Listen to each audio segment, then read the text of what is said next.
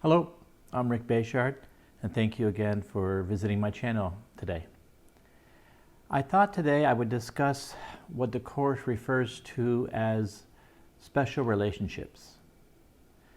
Relationships in this world are the biggest classrooms that we have, generally speaking, that push our buttons and often motivate us to ask why, because we don't understand.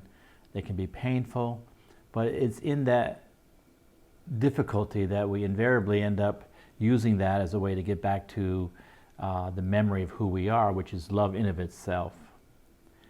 The Course has two types of relationships they call special relationships. One is the special hate relationship, and one is the special love relationship. And that's what we fundamentally do in this world, one or the other. But the underlying content of these relationships is the same, from the perspective that in the end, special hate and special love relationships really don't have any love in them at all. The special hate is kind of obvious because you hate somebody. You see them as the enemy and so on. Special love is a little more suave and coy. So I'm going to just discuss briefly first the special hate. The special hate one is pretty clear in the sense that, and I've said in other videos, that within us at the mind level, albeit generally out of our awareness, there's this underlying sense of being bad, being awful. Because at one level, at the mind level, within the dream that the Course puts forth with respect to why we made this world in the first place, is that we think we've separated and we're sinful. And so we come into this world as a way to run from that.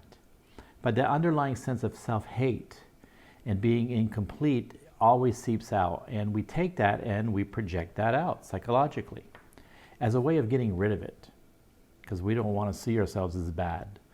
And just one caveat here, at that dream level, we want to continue to be separate. We don't want to be one with our source.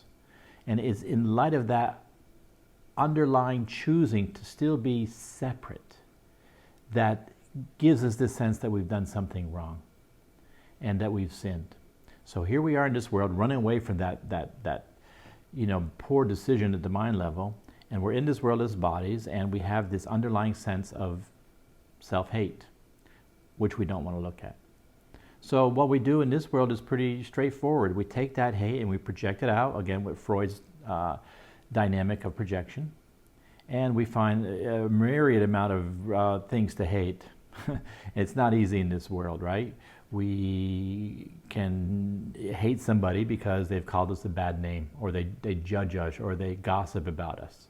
And on one level it says, oh, I have a reason to not like this person. I have a reason to see them as the bad people.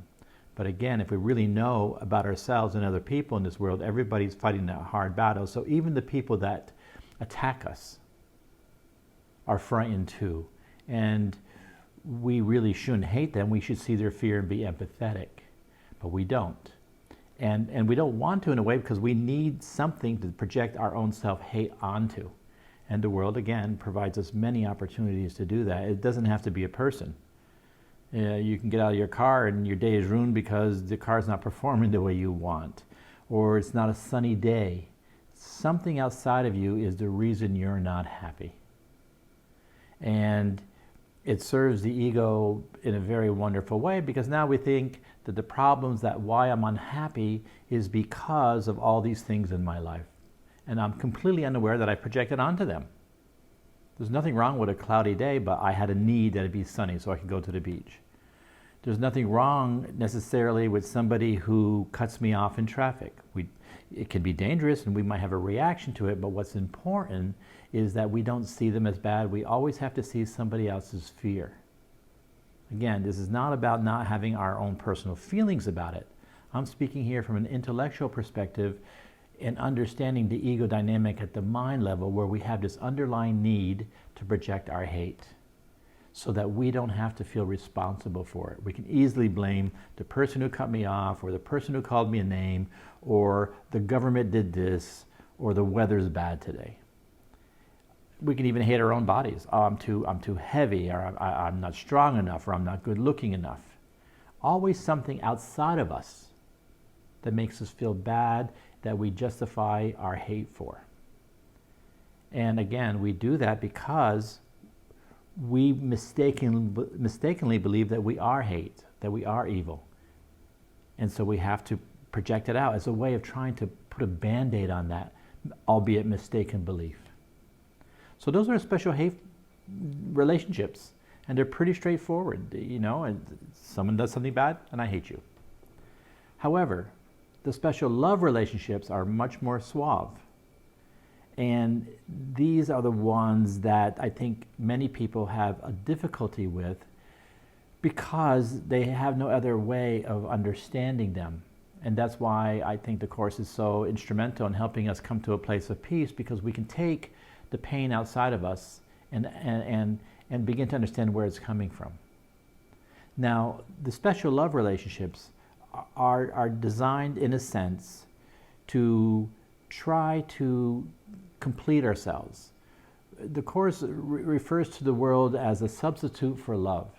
Because if we've left our source, and we have it, but if we believe we have, we're going to feel that we've lost love. So now I'm in this world and I want love. Everybody wants love, right? They don't know they are love. So one fundamental thing we all do here is seek love. And it's not pretty, even though it might look kind of nice, like romance and so on.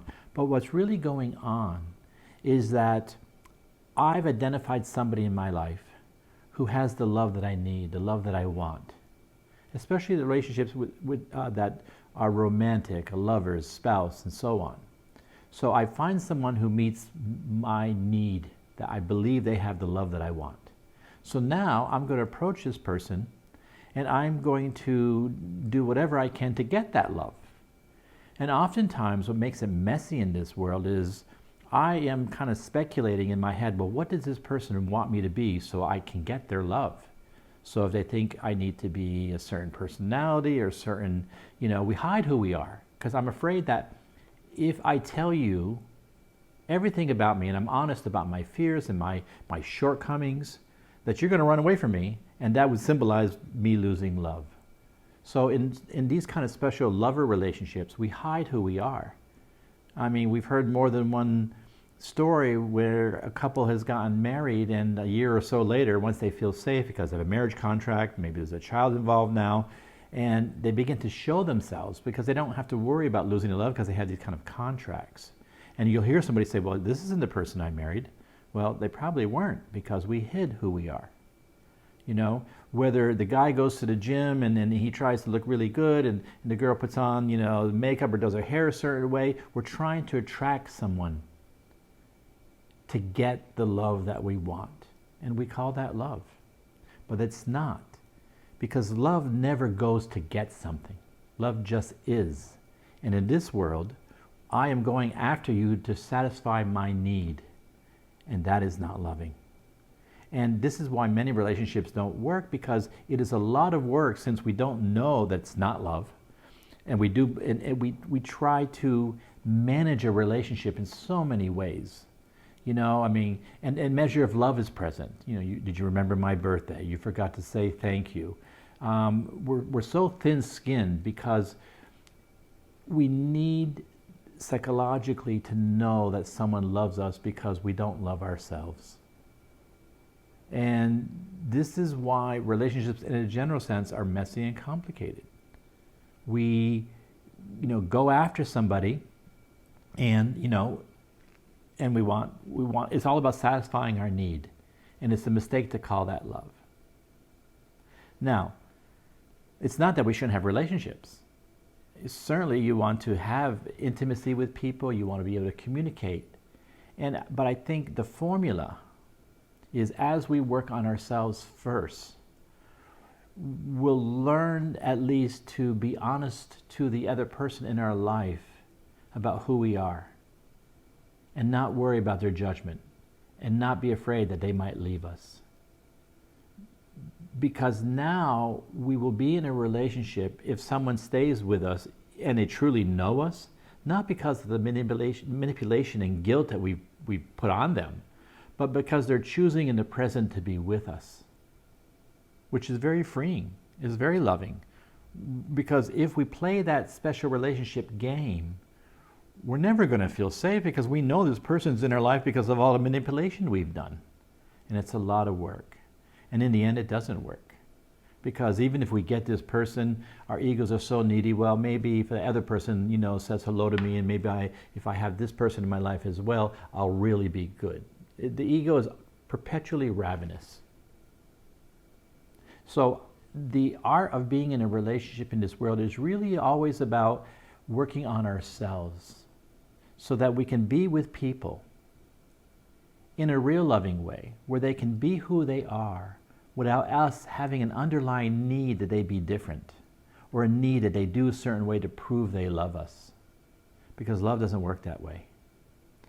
If the relationship you are in with somebody changes in form, for whatever reason, sometimes people do evolve and people do change. That's okay. And if that happens in a relationship, then maybe perhaps, the relationship changes in form. Maybe you choose not to live with each other. Maybe one moves to another state.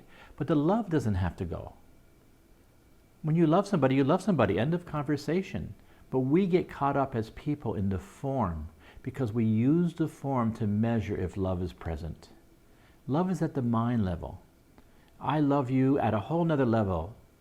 It can be expressed here in the world through kindness and behavior, but we have to be very careful that the behavior is not ego motivated. So you can never judge anybody. Only you know within your heart what teacher you're identifying with. Is it love or is it ego? And this is what special love is in a relationships at the world level. Special hate is obvious. I don't like you. Special love is a little more suave and covert. But in the end, it's the same coin, just the other side of the coin, because we are going to someone to get something. And love doesn't do that.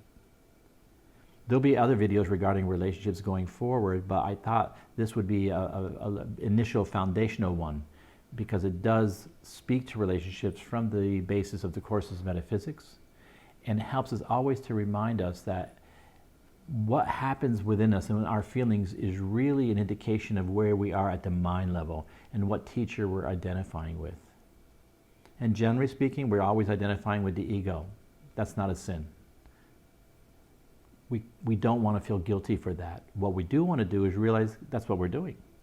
It's in that recognition that we'll be able to let that go, because we'll begin to realize it doesn't serve us. How wonderful it will be to be in a relationship with anybody. It doesn't have to be a lover. It can be a colleague or a family member. And knowing that, this person can be who they are and you can be who you are without judgment. Again, it doesn't mean that you'll get involved with people that you don't relate to, that maybe they're from a different culture, that you don't have that preference for. But you now choosing not to be in that relationship, not because you see them as less, it's just a preference. But those other relationships that you get into that the world would call more romantic, those are the ones we want to pay attention to and enjoy them. Passion is great, but be careful that you don't call that love, because remember, passion is often something of an experience that comes when our ego needs are being satisfied. And it feels really good. And it feels good because it helps put a Band-Aid on the underlying belief, usually out of our awareness, that we're not good enough and that love is missing.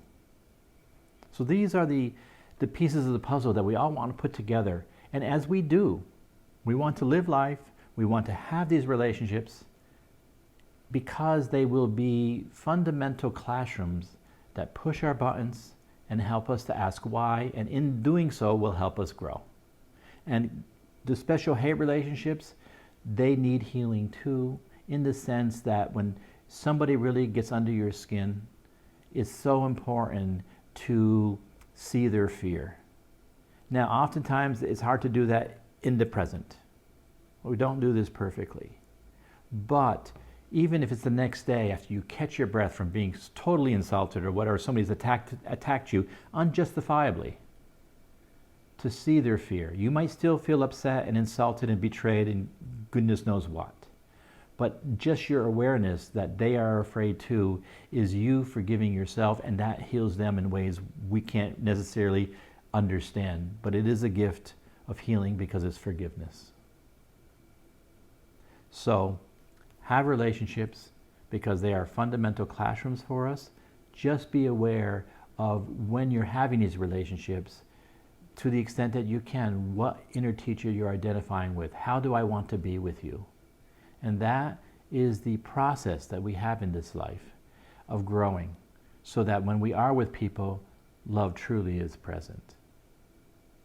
Thank you for watching this video. If you have any questions or comments, please feel free to message me below.